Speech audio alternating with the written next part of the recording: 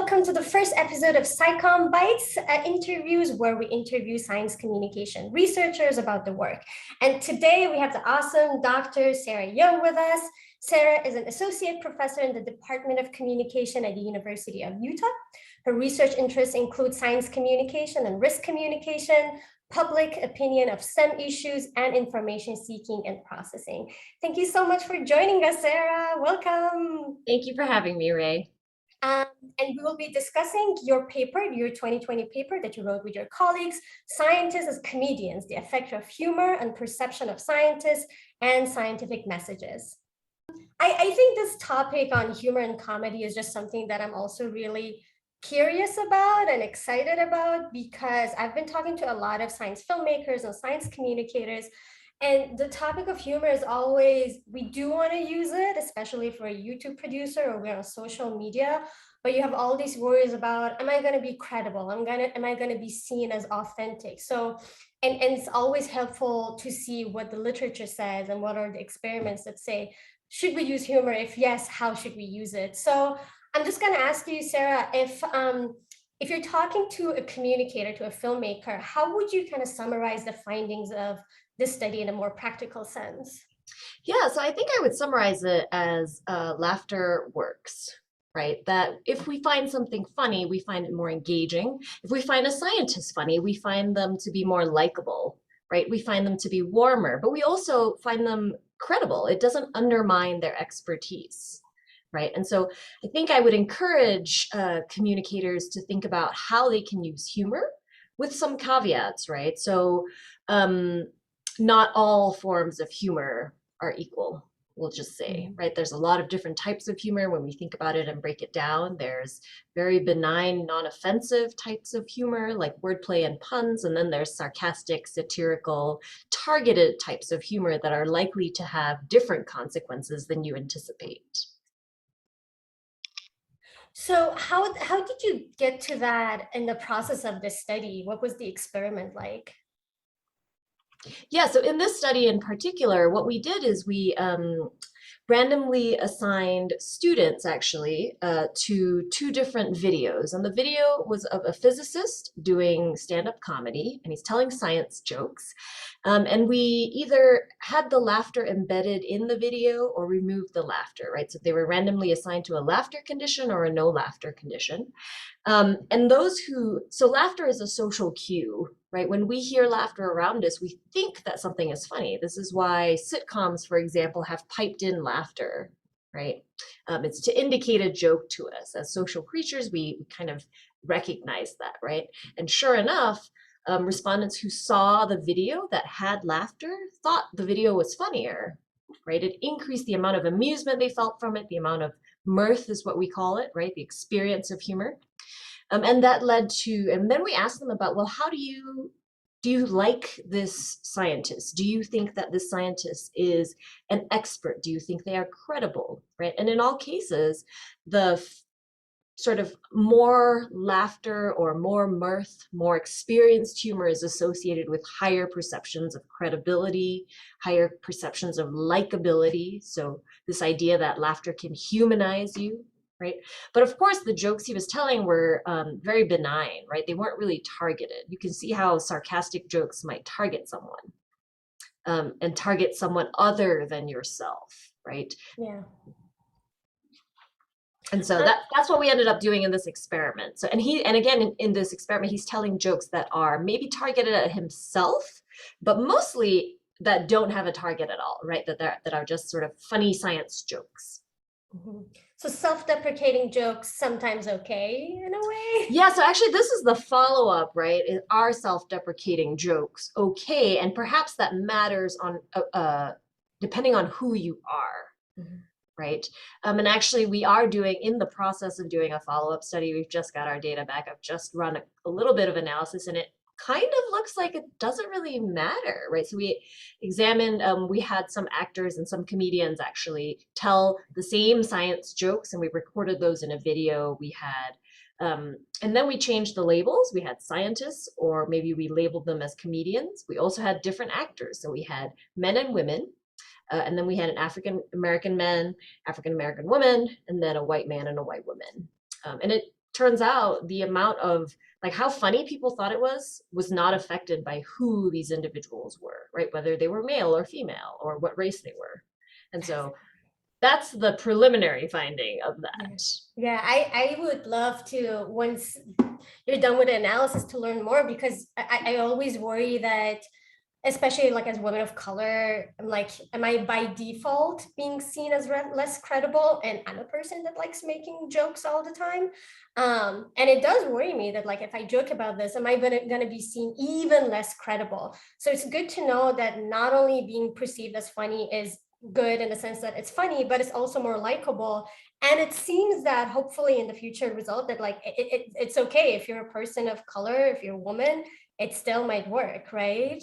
Right. Yeah. And actually, the only thing that seemed to make a difference was whether we labeled the individual as a scientist or a comedian.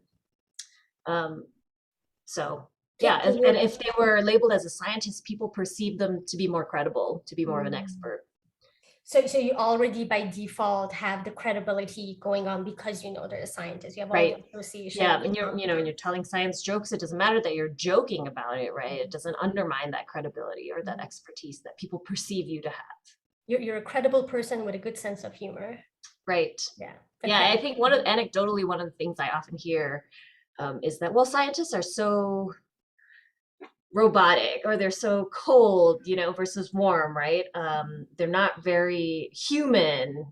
And by that, we just mean like they're not very warm. They don't seem like the rest of us. Yeah. But, you're a scientist. I'm a scientist. We seem pretty warm, I would hope. Yes. Yeah, yeah. And Yeah. so and humor can kind of humanize the Yeah, scientist, right? Make for them seem sure. warmer, more likable.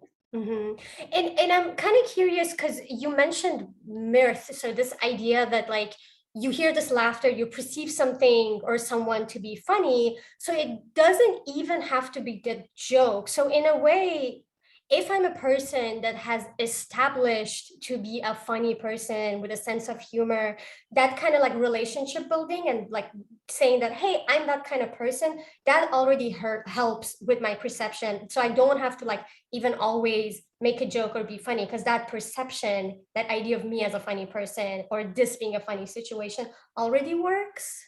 Yeah, if maybe not necessarily you as a funny person, but if the context, if other people also think this is funny, this is like the social norms research, right, in communication around. So you think about Facebook or Twitter, the liking, right? These are social cues that we use to, form our own opinions. It's kind of similar to that, right? When there's laughter around something, you hear others laughing around you. Socially, that indicates to you that this is, oh, maybe this is funnier than I think it is, or this is funny, right? And people have sort of individual traits that differ. We have a trait that's called need for humor, right? Where individual people have different needs of humor. It comes from the need for cognition literature, if you're familiar with that. But need for humor is this idea that, well, you like to either be in situations that are humorous, you like to generate humor, right? And so we use some scales to measure that. I love this. I'm definitely high on need for humor. Yeah, we'd hope so. No, that's I great. feel like I am too. I find a lot of things funny, Yeah, maybe we inappropriately literally funny, but that. I, There's a scale for us. I love there's it. a scale for us. Yes. So there were like moments where we were like, that's like, let's not generalize that. It doesn't work with everything, like context matters. So what don't you want people to think you're saying with your research?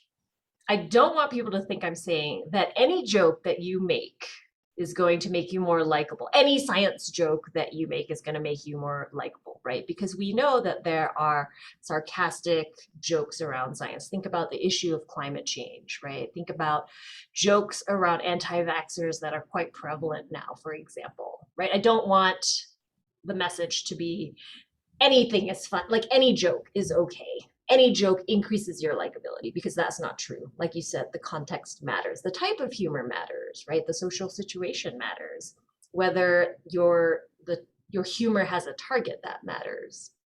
Yeah, that makes a lot of sense, in the sense that sometimes we have a workshop that I teach on empathy, and we have like there's a Samantha Bee section, and then we start like talking about did we find it funny or not, and you have a lot of people that are like this was hilarious, and there are other people that are like I found that to be like actually very offensive. I don't think it was funny. So you can completely see that something that could be designed as a joke and something humorous could be completely misinterpreted. So it could work for a certain group of people depending on what they believe or they like that person or not, and just what the content is. So Yeah, absolutely. So certain groups of people, depending on their values, depending on who they are, right, will find some jokes funnier than others. And I think Samantha Bee is a really great example. But any of those other satirical news comedies, right? The Daily Show, what used to be the Colbert Report, these are all, they're funny to a group of people.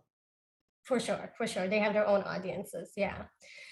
Sarah, this was so helpful. Next time a science communicator asks me about can I use humor and I'm a little hesitant, I could be like, I have some answers based on evidence. So thank you for that. Yes, thank you for having me. Thank you. So now we're going to move to the second part of the interview, the weird interview section. It's a lightning round, and don't overthink it. Don't worry. It's going to be some low-key questions to get to know you better. Are you ready for it? Yes. Awesome. Okay. If you could live in any fictional universe, where would you want to live? This Middle Earth, Narnia, Hogwarts, up to you. Has anyone seen Cowboy Bebop? I would totally live at that. Yeah, I would totally live in that. Yeah, I love it. I love it. Why? Or The Expanse. The Expanse. I've watched the first few episodes and then I never continued. Yeah. So space, like somewhere. Sort of, yeah, I think so. Okay, with like good company. Yes. And a dash of adventure. A dash of adventure and some modern amenities. I feel like indoor plumbing is a must. Yeah, I agree. If you were a musical instrument, what musical instrument would you be? Bass guitar. Why? I don't know. I guess I like the low bass tones. You answered that so quickly, and I'm like, okay, you know what instrument you Yeah, I think I would be a bass guitar. Okay, I love it. So if you could have any job, but the other one that you have in academia, what job do you want to have? Oh, that's so difficult. I would do something outdoors. I would maybe be some sort of guide, like outdoors activity type of guide. I don't know, or dance teacher. Nature guide. Yeah. In like dance and the nature guide. Sure, yeah. I don't know. Okay. And maybe this is good, right? This reflects on like, I like my job. I haven't actually thought about having a different profession. That, and also you're multi-talented. Like you have your job and you love it and you want to be in the nature and you can teach dance, which you already do. So there's all the you contain multitudes. Sarah contains Thank you. Yeah, talented, multi-talented is very generous. I would maybe just stop at multi. I know you, Sarah. I think you're multi-talented. So if you could control fire, water, air, or earth, which one would you want to control and why? Water. Water. You answer these very fast. I know. I have degrees in oceanography and have a big affinity for the ocean and water in general. So I could swim apparently before I could walk is what my parents have told me. So yeah, I kind of have a big affinity for water for somebody living in a relatively landlocked state. Waterbender, yes. And the last one, if they would make a biopic of you, what song do you want to have as your intro song? Like, this is you. Oh dear. It would be something either from Motown or something soul or funk related. That's what I know. And the discography of Motown is so large that I'm never going to be able to pick. Wonderful. Love it. Thank you, Sarah. It was great having you. Always fun chatting with you. Thank you so much, Ray. Good to see you. Good to see you too.